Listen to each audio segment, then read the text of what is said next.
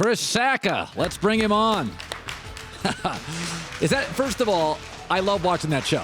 I love that show too. Oh my God. So you probably wanted to be on it before you were on it. Is it hard? Like, do you tape it for hours? Is it a pain in the butt or is it fun to do? Well, the funny thing about it is the way I ended up on the show was I was busting Mark Cuban's chops on Twitter about it. Yeah. There was an old episode running with a car sick bib. It was like a bib so that when your kid pukes in the back of their car, it all collects in a little feed bag, nice and neat. Yeah. And I tweeted, I was like, hey, Mark, hey, Damon John, come back to the big boy game. Are we serious with this? And what I didn't realize, they retweeted that to their followers who just pitchforked me. I mean, it savaged me. I've been on the internet since the beginning. I know what an angry mob looks like. They were after me with blood in their eyes. And I called Cuban. I was like, what just happened? And he said, look, I agree. When I joined the show, it was kind of hokey, but now it's the embodiment of the American dream. Everybody knows they can be an entrepreneur and maybe build something that goes up to change their lives and change the country. And so it was with that new lens that, by sheer coincidence, I was at a Halloween party here in LA. I was dressed as a bottle of sriracha, chasing my sriracha kids around. There was a guy next to me dressed as a ninja, chasing his ninja kid around, and I went in for like the dad handshake, like, hey, I'm Chris, what do you do? Clay, what do you do? And he was the showrunner for Shark Tank. And I said, I just got into this Twitter. He's like, oh, I know what you did. And he said, would you ever come on the show? And I said, no, come on. It's like goofy. It's like kitchen gadgets. And he said, well, what would you do to improve the show? And if you want to get an investor, a narcissist like me involved in anything, just ask me for my opinion. And I didn't stop talking for about 2 hours. And he's like, oh, your ideas are wonderful. Why don't you come to the studio and share those with the folks at ABC and Sony and Mark Burnett? They'd love to hear all that. And, 10 hours of monologue later, suddenly I woke up and I'd signed to be on the show. Well, it's fantastic. I love it. I think it's everybody pays attention to the billionaires, but it is the embodiment. It's dreams. You're selling hope. Let me just say this. I believe, you may think I'm crazy. I wouldn't vote for Trump, but his impact has been substantial. I think Mark Cuban, you talk about non-political figures running for president. Cuban now. There's a 100% chance Mark Cuban becomes president of the United States. I just spoke to him about it yesterday, and all he can do is LOL about it, but that's not a denial, right? I think Cuban has everything that Trump has in terms of, the adherence and the hanging on his every word. The minute you're coined a billionaire in this country, everyone just takes everything you say as gospel. You can say no wrong. And that's why we see Trump skating in. He says asinine things, and everyone's like, well, he's a successful business guy.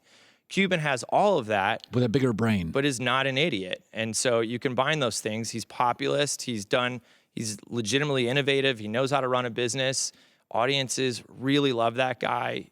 He will have a path to becoming president of the United States. I don't doubt it for a second. Now I'll pretend like I'm a person on Shark Tank. Mm-hmm. And so when I say, I want you to be critical of me if I'm wrong here, like take a hatchet to me. I know no other way. I said this 6 months ago on the show, that Uber is changing jobs data in America, and it is going to be the Amazon of retail. And if you don't invest in Uber, you're an idiot. I think it's going to be, the simplest way, Amazon has changed retail, okay? Mm-hmm. Facebook, owns the internet at times. I think Uber is the next, oh my God, company. Wrong or right? Well, we're already there. I mean, it already has transformed how we get around cities. It's brought down drunk driving fatalities in almost every city where it's launched now. It's changed the nature of employment. Here in this town, in Los Angeles, you've got so many people who are striving for their dream and used to take on the proverbial waiter job to be an actor and actress, but now they can turn the app on when they need to, turn it off when they need to. So it's a huge employer of veterans who've returned from deployment abroad. It's a huge employer of retired persons, of single mothers. I mean, it's an amazing, amazing transformation in the employment landscape. So why can't Uber and Lyft coexist? There's a new company called Lyft. To me, Amazon's not the only retail giant. Why can't there be 3 different Ubers? Because Uber's smarter. They've got better technology. They're better at predicting the supply and the demand. They're better at modifying the price to make sure that the one thing that matters more than anything for you is wait time. I mean, open your phone up, try both apps, and you'll see Uber's going to beat on wait time every time. And it's not an accident. It's not just a sheer coincidence. They have an incredible command over the technology. The best products in the world appear simple on their face because all the complexity is embedded in the technology. And so the best products in the world are as easy as, hey, open the app, push a button, a car comes and picks you up and takes you anywhere in the world you want to go. That requires an incredible amount of science. I think of Uber as the largest math problem in the world. If you think about the millions of drivers and the millions of atoms it's moving around to move both people and now food and packages around the planet, that's a huge math problem. And Uber is light years ahead of everybody else in the space. Listen, I have had friends who have done some angel investing. If you can hit 1 of 10, you feel great. Have you missed on one big? I've missed on tons big. The Airbnb guys, I was one of the first people to see their pitch where you would rent out another room in somebody's house while they were still there. And I pulled them aside and I'm like, this is really dangerous. Somebody's going to get raped or murdered and the blood's going to be on your hands. So that cost me probably $1.5 billion. Oh my God. I remember telling the Dropbox guys that G Drive, the Google product, was going to crush them. The Snapchat guys came up to me here in LA after a talk I gave once and said, we really admire you. We love you and how you do work. We'd love to work with you. And I was like, the dick pics thing? I don't know. And that was it. That cost me billions of dollars there too. So I've had my moments in this business. Listen, you can't. Yeah, you have. I laugh at Twitter. People are like this. I'm like, folks, failure is part of success. That you don't get successful. Rupert Murdoch did MySpace. He didn't lose as much or any as they said, but it wasn't a glorious success. It probably helped launch some stuff. But it's the reality of aggressive alpha investors. Let me ask you this: what 12 years ago you had no money? Yeah, no, I had negative money. Okay, so you were in debt 12 years ago. Now you're a billionaire. How has your consumption changed? You have 3 kids, a wife. Do you drive a Bentley? How has your consumption changed? I think owning cars is a little bit overrated in the days of Uber. So no, I have a Tesla that has 3,000 miles on it because I just UberX everywhere. My consumption has changed in that I jealously guard my time now. So I've got an amazing wife, 3 fantastic kids. I'm very close to my family and my wife's family. And so I do everything I can to remove distractions from quality time with them. And I think I remember back, it wasn't that long ago that I was deeply in debt, anxious about monthly payments. And when you're in that situation, you're just distracted. You can't play offense. You're playing defense the whole time. Which bill do I pay first? Which creditor is after me? And so one of the things I do with myself repeatedly, as well as with all the entrepreneurs we back, is we look at their balance sheet and say, where's the anxiety there and can we take some of that edge off? Because you'll see, if we even get somebody $15,000 out of debt back to zero, suddenly when you're at zero, that's maybe the richest you'll ever feel. When you don't owe anybody else money, you can see down the horizon and start making some of those claims. So for me, mine's never been luckily, I don't really care about big ass boats.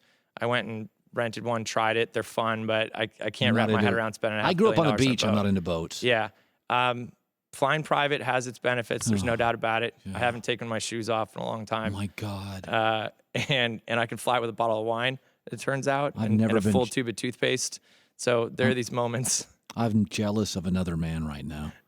Do you have your own plane? No. In fact, if you just do the math on that, it doesn't make sense to own your own plane. You can just use everybody else's fleets, and if one breaks down, you just use another one. You don't have any of those hassles. So plane ownership is another thing. It doesn't make any sense. Okay, now I'm going to ask you to put your super brain hat on. Chris Sacca, venture investor, company advisor, entrepreneur, Twitter, Uber, Instagram, Kickstarter. What is the next disruptor? Amazon's a retail disruptor. Uber is a transportation disruptor.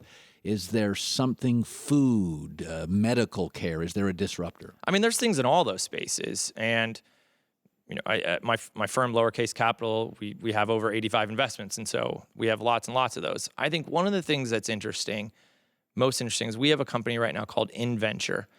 And what they have is an app you download to your phone in Africa, in Kenya, Tanzania, and they can immediately tell how creditworthy you are and make you a loan on the spot. And the repayment rates on those loans are higher than any FICO loan here in the United States. 92% repayment rates on loans to people who sometimes don't even have a permanent address. That's fascinating when you think about how many of your audience have bad credit, but according to some FICO score that doesn't take into account the totality of the circumstances of their life, how they pick themselves up by their bootstraps, the quality of the job they have here, what we know about their habits and stuff. And yet, phones tell a lot about us. In Africa, they can tell you how often that person plugs in and charges it, how often they top up their account, how often they go to and from a job. You can learn a lot just from a quick scan of the phone. And you know what? this is a solid individual. They're not a credit risk. Let's loan them some money. I've been broke. So it's, you really brought up a great point. I once, my car caught fire on the freeway. I was right out of college, and I Joey's looking at me like, my car caught fire.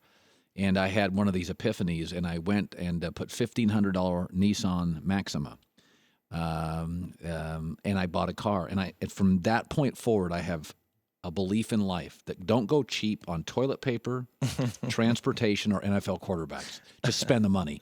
I'm taking notes. Okay. So the transportation, I'm a big believer. Yeah. Take a loan to get a car. Yeah. It changes your life. When you invest in a company, Chris Sacca joining us, when do you know to cut bait? Like, okay, it's not working. What in your ecosystem is the definer on it just didn't work? Because the worst thing you can do is stay with something and keep losing money. Right. Well, we don't continue to kind of pump money in. You can tell some things aren't inflecting. They're not meeting your expectations. But where it breaks for me is often before the product is going sideways, I can start to see if one of our founders doesn't believe in the inevitability of their own success. So you sit down with Kevin Systrom, the founder of Instagram. In the early days, when he was pitching the company, he wasn't even really selling the idea to you. He was telling you the idea with so much gravitas and so much presence that you just wanted to get involved. And I remember there was a specific sentence, and he said very calmly, and so when we get to 50 million users, that's when we'll roll out this next feature. And I was like, stop right there. I was like, you are sitting in a co-working space, coding this thing entirely alone. You have no other employees. You have no partners on this thing. It's just you, and you're talking about 50 million users. And yet he just knew he would build something that big. There wasn't a shred of doubt in his mind. Travis Kalanick used to sit, he's now the CEO of Uber. He used to sit in our hot tub. He can sit in an incredible amount of consecutive hours in a hot tub, like up to 8 or 9 hours. He used to sit up at our hot tub up in Truckee, where we live, and say, like, when we get this Uber thing right, not only will we be moving people around every country on the planet, but we'll be moving all their stuff. All the things. We'll have more information than any company in the history of the planet has ever had about. And you're sitting in a hot tub with a guy that has just the idea of Uber. Yeah, he was still staying in hostels at the time and traveling with a little Eastpak backpack. And we just knew it was going to be that big. And so one of the things I'm constantly looking for are not the cocky, I'm not looking for the hubris, I'm not looking for the conceit, but I'm looking for somebody who just knows in their bones that their success will be inevitable. They know no other outcome than ultimate domination. God, that's incredible. I have goosebumps. You hear that, John? Yeah, make something of yourself. It's not too late. How about popsicles.com? You just deliver them to people's houses when they need, maybe not. LA, that'd be great. Okay, quickly. Oh, God, I got to go. I'm going to ask you this during the break, then I'll relay it. Chris Sacca, anything you want to pump? Shark Tank this Friday? Shark Tank this Friday. Cuban and I mix it up. That was a very mild clip from a past episode. Oh, really? Yeah. Cuban, I mean, they put me there to call BS on Cuban. Somebody has to, right? That's right. So like, hey, we got a tech billionaire guy to finally call BS on the tech billionaire guy. I mean, I love him, but he's wrong most of the time. Sure. And finally somebody gets to come out from the audience and tell him that. I tell him that, but I'm not a billionaire. So when you tell him that, I tell him that all the time. I'm like, oh, you're wrong. And he's like, I'm a billionaire. I get a free pass. I'm kidding. Great meeting you. Yeah, right on. Thanks, Al. The Herd.